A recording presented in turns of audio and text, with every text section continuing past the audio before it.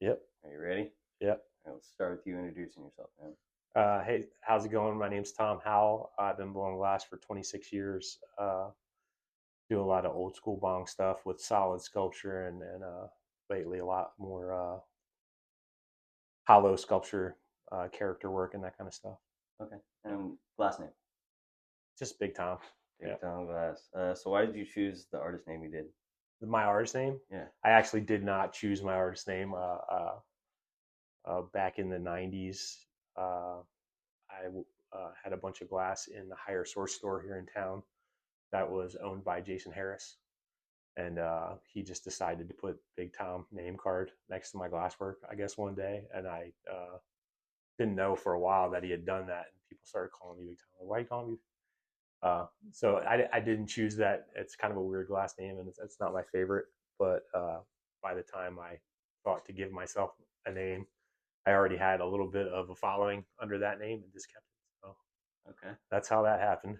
Great. What was the first thing you made in glass? I probably the first thing I made was a spoon. Okay. Uh, I met this chick named Tracy Doyle back in the '90s, and she let me jump on her national torch. She put a little piece of 1 inch on a blow tube for me, and uh, I made a spoon the first try and sold it. I think. Uh, yeah, I made a spoon my first try and sold it. So I was pretty hooked after that. I was working pouring concrete at the time, so it was definitely a much easier job. Do you still have that spoon? No, like I said, I sold it. I sold the first spoon for Sold that it. day. Yeah. Okay. So how did you get started in glass? You're saying that you were doing concrete. We let you get All into right. it. You So had to figure it out. really, I did a little dead tour in the '90s and some shows and stuff, and I would buy cases of glass out here, from like Clinton and people like that, and take them back east and sell them and shit. And I was an artist already, and I just always dug it, but I thought like I'm not going to get into glass because it's probably that's a fad, it's going to go out of style or something like that.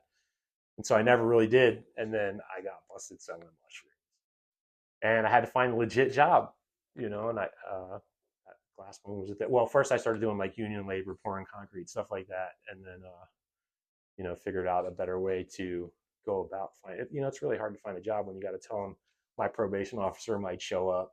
You know what I mean? Yeah. So I blew glass on my own for a year or so, and then I started working at JBD. Okay. Uh, So what were some of the big influences when you started? Glass wise, or Could be anything, just man. Yeah. uh, in glass for sure. Clinton was the homie and one of my favorite artists back in the day. Smiley Face Jason taught me a thing or two. I learned a lot from Dave Popowitz at JBD. That guy's a sick artist. Uh, as far as influence artistically, I would say comic books, Todd McFarlane, Jim Lee, fucking that was my shit when I was, a young man. And so I put a lot of that comic book style exaggeration in my work. Um, I like to play a lot with like facial expressions and shit like that. And I draw a lot from comic books. Even now, like if I want to find like a cool color scheme, like what colors work together. I'm not really that a natural with the color wheel like some people I know. So I'll just pull out my favorite comic book page, pull out a Spawn page, and pick 3 colors out of that page and run with it. You know what I mean? Uh, Do you feel there's like you're just actually holding up the color rods to the comic book page, or you kind of just already have it down by now, well, where you kind of it's figure it usually out? there's usually I do have some art schooling, so like there's usually like a cool dichotomy of like warm versus cool colors in those pages. There's always like a even like they're in like the coloring the light reflection on somebody's face will be like a red light on this side and a blue light on this side for this like really dramatic shot or whatever. Uh, but yeah, a lot of that pulling colors off of like some of my favorite artists just for a color scheme is that's like my trick. Yeah. uh yeah. Okay. So I think you might have already said it, but where did you first sell your glass? um that's a good question. I would say first to friends for sure. Right away I was selling glass to friends, and then back in that day in the '90s you really had to like you'd fill up a rifle case, you know what I mean, fill up a rifle case and either go to a concert or show, or you would go around to like whatever head shops you could reach easily by car. That's really how it started. And then like maybe, 99 or something like that, we started making flyers or like catalogs, started fucking with Photoshop and shit like that. Or but I never did a lot of business by sending people emails or flyers or catalogs and shit. Other companies have that I've worked for. I realize that there's a way to be successful with that. That's just not what I'm good at. I'm just, I stick to the torch work and uh, Yeah, okay. Are there certain objects that you made at the start that you still make? um, loosely. Like I did, right away I was doing some sculptural work. I'd already done sculpting in other mediums, so right away I was doing sculptural work, and I probably always will uh, mainly be a sculptor. Um, yeah, I still do it today for sure. Yeah, okay. So you talked about the scene, but like for you coming into it, what did the scene look like to you when you first got into glass? Definitely. I mean, the scene was mostly hippies. You know what I mean? There wasn't. It's way different now for sure. Like back in the day, you would expect just about 50% of everybody that was blowing glass had dreadlocks, or you know what I mean, or was just completely looked out with fucking you know bare feet or Birkenstocks or some shit. You know what I mean? Uh, and then it started to become more, I think, mainstream and inclusive. And which is really cool. But definitely, originally, like I never saw a glass pipe before I saw it on the dead lot, and they didn't even have them in head shops. It was uncommon. Like you could go find something like super basic with just some fume or whatever on in some head shops, but not everybody was carrying it.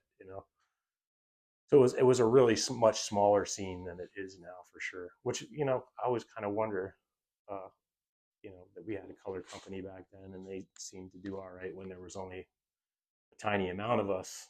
I wonder how everybody's still not doing great. I feel like there's more glass blowers right now than there's ever been.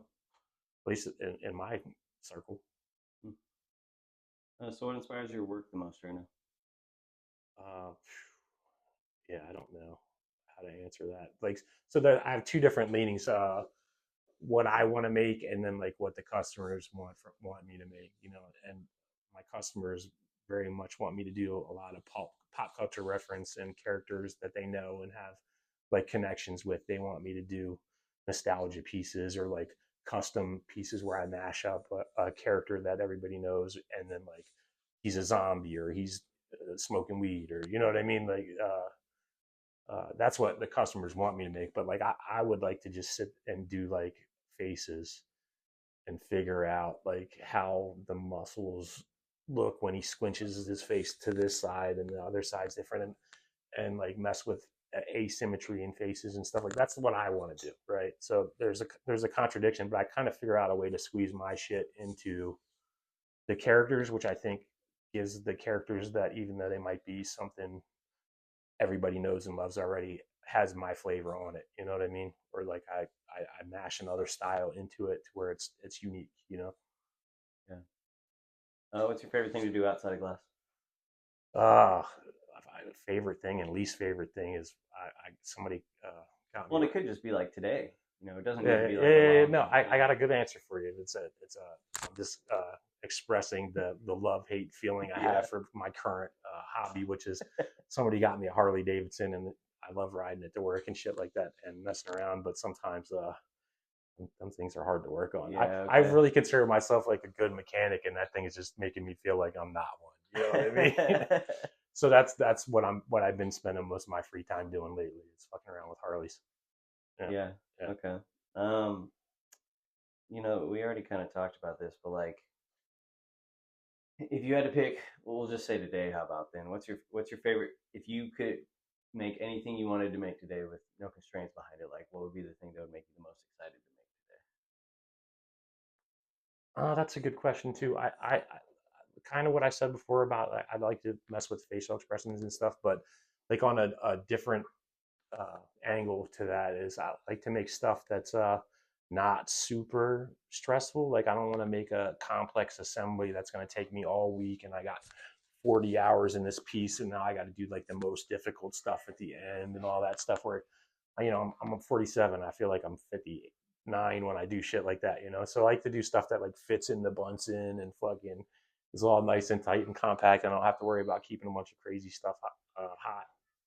Yeah. That makes me feel better end of the day, less stress and higher success rate. And to be honest, you know, when you got to build those big pieces to you know impress every once in a while, but like on the day to day basis, that's not the way I want to work. Yeah. Well, Regularly, less you know? stressful. Yeah, Feel yeah, like, yeah, right? yeah. Yeah. I always it feels good when you finish a big piece like that, but also you know the losses hurt real bad. Yeah. You know. Definitely. What do you hope the scene looks like in 10 years? Uh, More of the same, man. More of the same and more people. You know. I don't see it fucking changing much, really. You know, it's at this point, it's like I meet glass blowers from every walk of life with every political stance and you know whatever. Uh, I think that's the way it always should have ended up being. You know, like it was cool when it was like a clique or like everything was all you had to be cool or something like that. But whatever, you know, I know tons of glass blowers that don't look cool at all or whatever if you met them on the street or whatever, but their art is just so edgy and fucking fire, you know. So I think that's what's important, you know, like what you're expressing through the glass, and then you know I don't care what your political views are or fucking any of that stuff, just that you're progressing the scene, you know. Yeah. What do you feel more glass blowers should be paying attention to? All right. I think that there's a lot of people in our industry right now that intentionally or not intentionally, probably not intentionally, are kind of manifesting a bad turn. You know what I mean? Like the what's going on in our industry with its shit being slow and everything like that. I think a lot of that has you know started out with social media maybe rejecting us a little bit uh, because our content's not family friendly.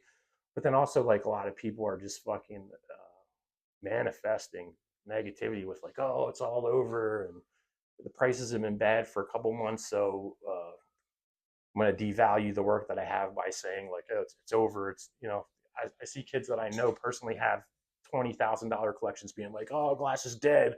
Like your collection just lost a third of its value just from the post you just made. Why are you doing that? You know, it's 100% the value of our glass is determined by the confidence that collectors have in its value and collectability. And so when you go on social media and start crying about how things are slow or whatever in a way that's super nihilistic and like it's the end of the world, you're kind of manifesting that, you know. And I think people should pay attention to that, what you're putting out there, you know. Uh, you know, I think that the shit that we're making is always going to be cool.